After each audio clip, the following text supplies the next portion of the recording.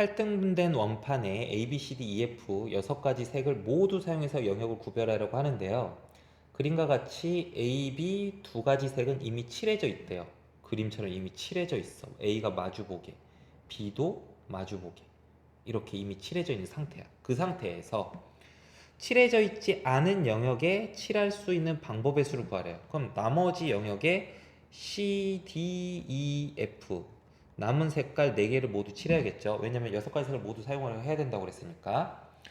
자, 그래서 그걸 칠하는 경우의 수를 셀 건데요. 자, 괄호 안의 내용을 읽어보면 단 한 영역에는 한 가지 색을 칠하고 회전해서 같은 경우는 한 가지 방법으로 본대요. 이거 오탄가 본데요. 회전이겠죠. 그래서 C, D, E, F를 이제 칠하는 방법을 생각을 해보면 되는데요. 자, 일단 여기 4개의 영역이 있는데 4개의 영역에 칠할 수 있는 방법을 세봅시다. 여기부터 칠해 볼게요. 자, 저기 선생님 표시한 데 칠할 수 있는 방법의 수는 4가지겠죠. C, D, E, F 중에 하나를 칠하면 될 테니까. 예를 들어서 C. 그 다음은 3가지겠죠. 그 다음은 2가지일 거고, 그 다음은 1가지일 거야.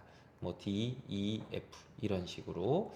그래서 그냥 순열로 나열해서 칠하는 방법의 수는 그냥 순열로 나열하는 경우랑 똑같죠. 그래서 4팩토리얼 가지가 되는데요. 이거랑 똑같은 경우, 중복되는 경우가 몇 가지가 있는지 봅시다. 자, C가 여기에 온 경우랑 아까 처음에 온 것처럼 C가 여기에 오는 경우랑 같니 다르니? 이거는 달라요. 왜냐면 C의 오른쪽에 A가 있는데 빨간색 같은 경우는 C의 오른쪽에 B가 있어요. 위에 다시 C의 오른쪽엔 A가 있고 C의 왼쪽엔 B가 있는데 빨간색 같은 경우는 오른쪽이 B고 왼쪽이 A야. 다르잖아. 구성원들 간의 상대적인 관계가 다르면 이게 회전시킨다고 같은 게 아니에요. 그래서 이거는 다른 경우예요. 이건 다른 경우. 그러면 여기에 오면요, C가 왼쪽에 A가 오고 오른쪽에 A가 오고 왼쪽에 B가 오죠. 그럼 이 위의 경우랑 이 아래 경우가 똑같은 경우가 되죠. 그래서 처음에 생각했던 이 경우 C가 여기 온 경우랑 똑같은 경우는 이 자리에 오는 경우밖에 없습니다. 그래서 중복되는 경우가 이렇게 2가지가 되는 거죠. 그래서 중복되는 경우의 수가 2예요. 4가 아니에요. 4자리라고 무조건 2로 나눈 게 아니야. 왜 이런 현상이 생겼죠? 주변에 이미 A, B들이 칠해져 있는 상황이기 때문에 그래. 우리가 그 전에 풀던 문제들과 다르게 여기는 지금 A, B들이 먼저 자리를 잡고 있기 때문에 이 자리랑 이 자리가 같은 자리가 돼요. 오른쪽에 A가 있는 자리, 이것도 오른쪽에 A가 있는 자리. 이 자리랑 이 자리가 같은 자리가 돼요. 이건 오른쪽에 B가 있고 오른쪽에 B가 있고. 그래서 중복되는 경우가 이렇게 2가지씩밖에 안 나온 거죠. 그래서 2로 나눠줬어야 돼. 그러면 이제 정답은 12가지가 되는 거죠. 4로 나눠서 6가지라고 했으면 이게 주관식이었는데 틀렸겠죠. 자, 이거는 이제 또 선생님이 그럼 2번째 풀이로도 한번 해볼게. 이번에 이렇게 할 수도 있어.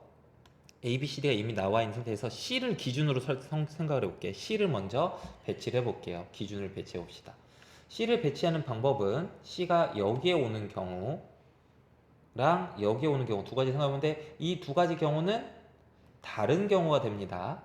근데 C가 여기에 오면요. 지금 오른쪽에 A가 있고 여기도 오른쪽에 A가 있어. 그래서 동그라미 친 경우랑 똑같죠. 그 다음 여기 C가 여기 오는 경우는 이 네모 친 경우랑 똑같게 된다고. 그래서 지금 C를 칠할 수 있는 방법은 2가지밖에 없어요. 지금 다른 자리가 이 자리랑 이 자리밖에 없다고. 응? 그 구성원들을 봐야 돼.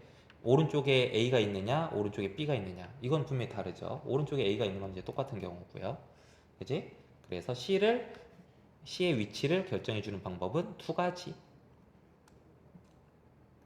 그러니까 여기에 오는 경우랑 여기 오는 경우는 같다는 거죠. 구성원들의 위치 관계 갖고 볼 수도 있고 아니면 이걸 회전시켜서 요리로 이 원판을 회전시켜 갖고 이쪽 C가 저 위쪽으로 가도록 한번 돌려봐. 그러면 처음 상태랑 똑같다고. 자, 그래서 2가지고요. 그 상태에서 이제 D, E, F를 나머지 자리에다 배열하면 되는데 C가 기준 역할을 하면 되기 때문에 나머지 자리에다 D, E, F를 배열하는 방법의 수는 3, 2, 1가지, 3팩토리얼 가지가 됩니다. 그래서 2 곱하기 6이니까 12가지. 이렇게 계산해도 12가지가 나오죠. 자, 그래서 이제 키포인트 정리를 해보면 원순열 처리하는 방법이에요. 원순열 계산하는 방법. 2가지 방법이 있어요. 첫 번째는 일단 순열로 나열을 하고요. 그 다음 중복만큼 나눠주면 돼요. 중복된 만큼 나눈다. 그게 선생님이 보여준 첫 번째 방법이고요.